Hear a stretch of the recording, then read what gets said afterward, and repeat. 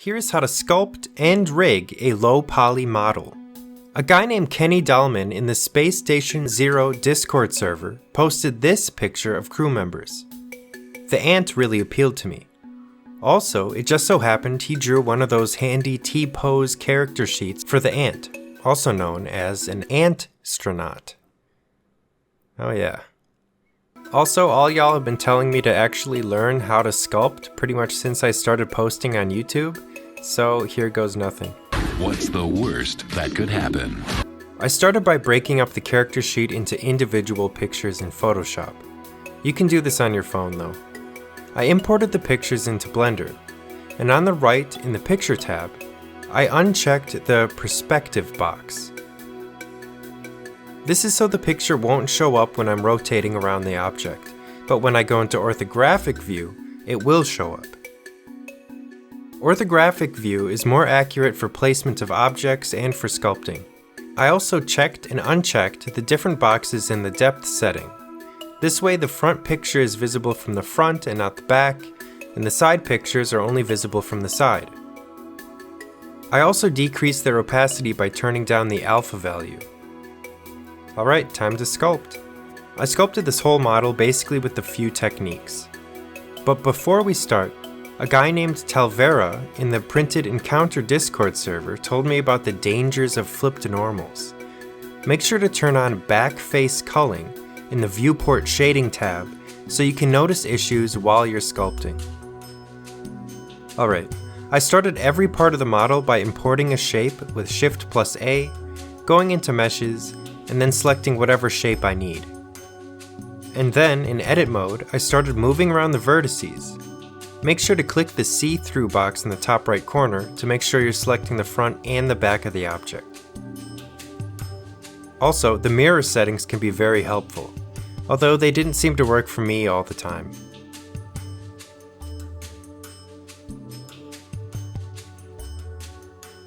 It's smart to select the vertices and then press E to extrude from those vertices.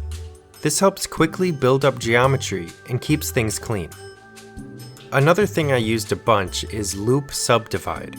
The hotkey for that is Ctrl-R. You can determine how many loop cuts you want to make by changing the value in the bottom left corner. Mirroring stopped working for me because I'd offset the Loop Subdivide by a little bit, making the object no longer symmetrical. I now know how to avoid this. Right-click when placing the loop. This will make the cut directly in the middle of wherever you're placing it. If you want to make something asymmetrical, just ignore that.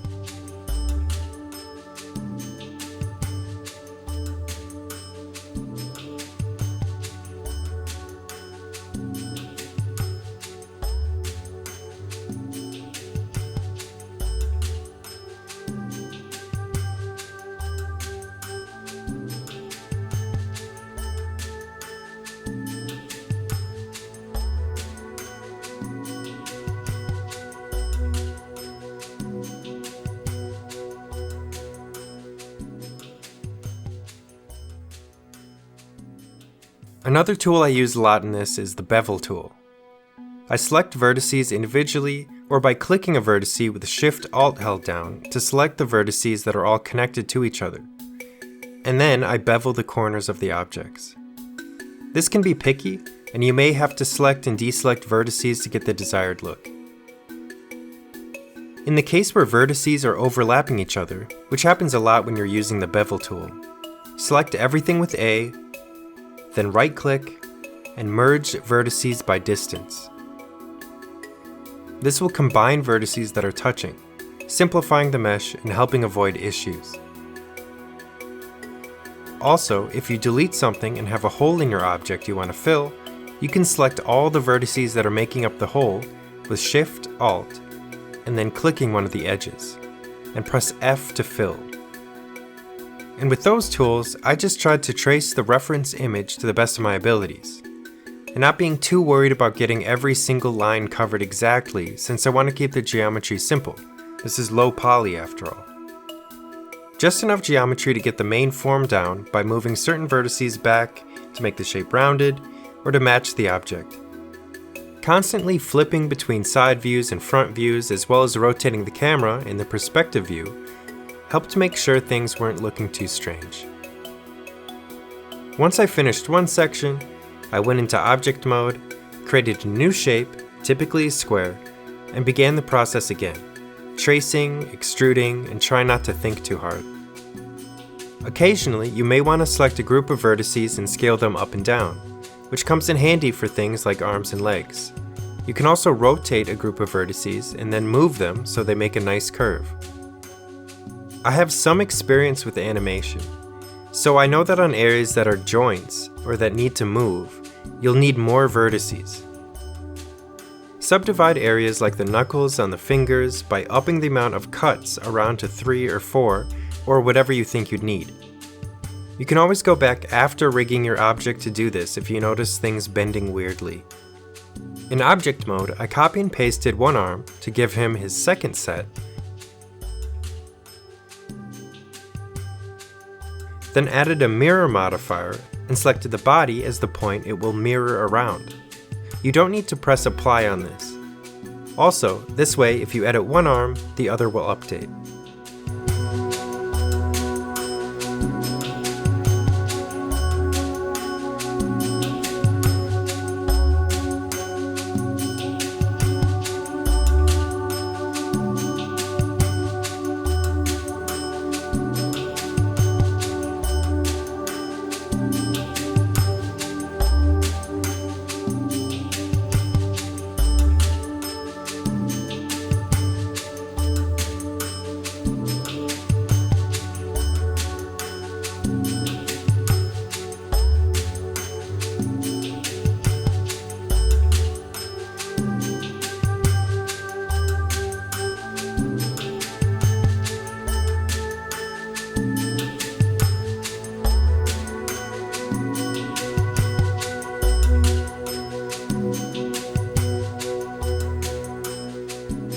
For the eyes, I brought in a UV sphere. I lowered the polygon count in the bottom left, and then went into sculpting mode and used the elastic deform tool to make the shape. I thought it was easier to do this than to try to move a bunch of vertices around in edit mode. I don't know how to make panel lines yet, so I ignored those in the drawing.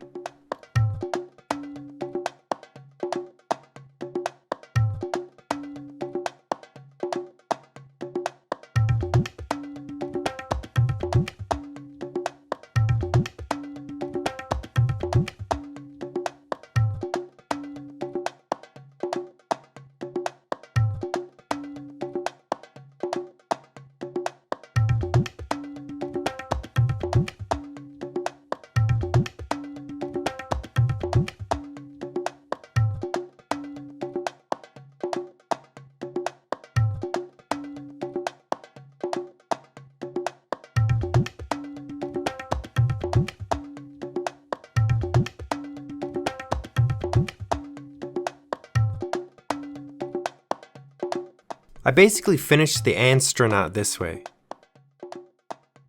And I decided to check for flip to normals.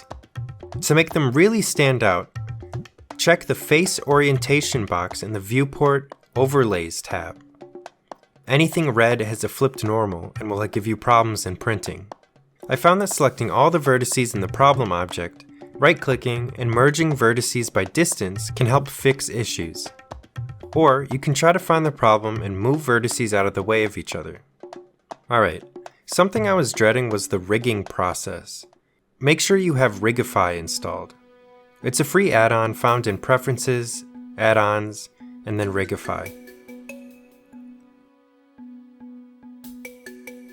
Once that's installed, in Object Mode, press Shift+A, go to Armature, and select Human Rig. Scale it up until the shoulders match your character's shoulders. Select the armature and then go into Edit Mode. If you can't see the bones through the mesh, click the rig icon on the right, go into Viewport Display, and check the In Front box.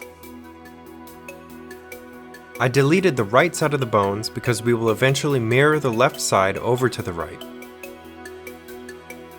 Since we don't have to have a complicated facial rig, We can delete a lot of those bones too. Apparently there's a hidden throat bone, so don't forget to delete that. I also deleted 2 of his fingers since our little ant only has 3 fingers, Teenage Mutant Ninja Turtle style.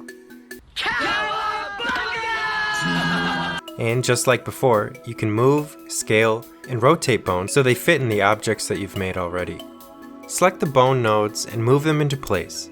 Make sure to flip between front and side views to check positioning.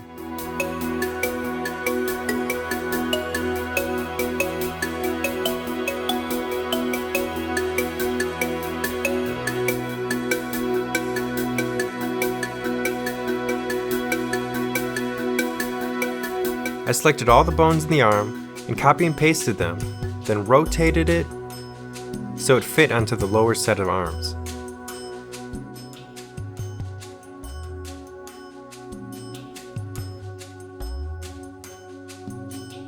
Also, Printed Encounter makes posed files and separates the hands from the arms, so I did the same. Select all the bones in the hand, right-click, and then select Split. You'll need to reparent the hand back to the arm. So select the first hand bone, select the wrist bone, press Alt plus P, and then keep offset. This way you can move the hand a little in case you need to reach something when posing. You can make bones bigger by scaling them up or moving the nodes so they'll influence a larger area. You can add new bones to the scene by pressing Shift A and selecting Bone. It will appear at the project origin. Just move it into place. I made the antenna bones by moving a single bone into place, clicking the end of it, and then pressing E to extrude a new bone from the end of the old one. This will automatically parent to the previous bone. Since we want the antenna to move along with the head, select the first antenna bone, shift-click the head bone, press Alt-P, and then select Keep Offset. We can then test if this worked by going into pose mode, selecting the head bone, and then rotating it. The antenna should move with the head. I did the same thing with his little mandibles too. Also make sure to name any bone you want mirrored to the other side. It needs to be named in a specific way. It needs to be the name of the bone, then a period, and then the side it's on. So for example, the mandible was named mandible.uppercase-L for left. To mirror, select all, go to armature, and then symmetrize, which I'm not entirely convinced is a word. And with that, we have our armature made. Normally, in every tutorial I've seen, they tell you to select all the objects, then the armature, right-click, and then parent with automatic weights. But since I made this guy with a bunch of separate objects, and we have some objects like the collar that need to be rigid and not flex with the armature, we can't do that. You can select specific objects and parent them with specific bones by selecting the object, selecting the armature, going into pose mode, and pressing Alt-P, then parenting with automatic weights. This will give you more control over what bone influences what object. And since I know little to nothing about weight painting, this is a good way to avoid having to deal with that. Eventually I'll have to learn, but today is not that day. The rigid objects like the backpack and collar you can simply parent by selecting the objects, then selecting the armature, going into pose mode, and then parenting to the bone and keeping transformation. This just locks the object into place based on the position of the bone. I was having some issues rigging the more complex objects like the shoes and the belt, and joining the objects isn't enough. To make the objects one solid object, you can, after making a copy of everything so you don't lose it, you can apply a Boolean union modifier in object mode and use the eyedropper to select the object you want to add, and then delete the leftover object. This can mess up your mesh, so make sure to check the normals and merge vertices that are overlapping just like before. And like that, you should have a low poly posable model to play around with. I'm very happy with the level of low poly I got. Is level of low poly a thing? Anyway, I'm gonna try to make a little set of Ant-stronauts to use in skirmish war games. I separated the head from the body for printing, and they print out surprisingly nicely. Here's what the Ant-stronaut looks like printed, and what it looks like painted. Thanks for watching! Feel free to like and subscribe if you enjoyed. Comment down below with any feedback or suggestions. If you have any tips for me, I'd love to hear them.